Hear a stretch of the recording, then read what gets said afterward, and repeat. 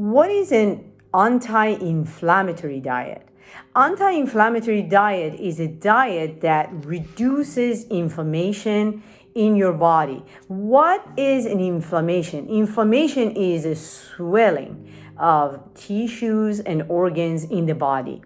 Why do we need to address this with diet as opposed to, let's say, ibuprofen or medication? Because when you address this with diet, you address the root cause of the problem, because an inflammatory diet, a diet that is very high in processed food, very high in processed sugar, and meat that is grain-fed, and lots of grains that are not properly processed before being cooked, is inflammatory food. The anti-inflammatory diet has many components to it. One of a very easy, quick way of going to an anti-inflammatory diet is if you could go to prolonged fasting. Either you could do intermittent fasting for 12 to 16 hours, or you could do juice fasting, or you could do water fasting for several days. That's the quickest way that you can actually get to the anti-inflammatory state in your body.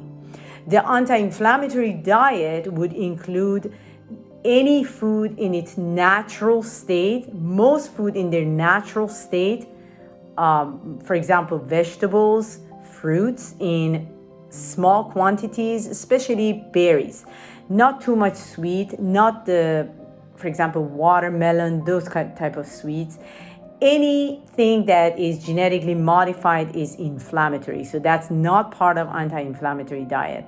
Any vegetable oil is highly inflammatory, but animal fat, ghee, butter, small quantity of coconut oil, small quantity of olive oil, avocado oil, but these are all have to be cold pressed. Those are okay in an anti-inflammatory diet. Meat, if you're taking meat, if you're using meat, it has to be in small quantities. It has to be from 100% grass-fed, pasture-raised meat.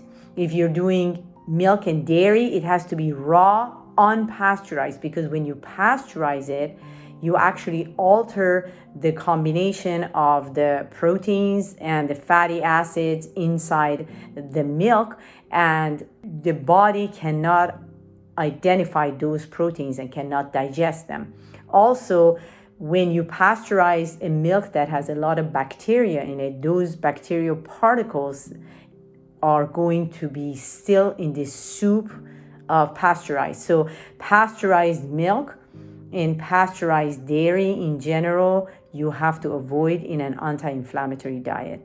Lots of soup, lots of cooked vegetables, a small amount of meat, which is pasture-raised meat, pasture-raised eggs.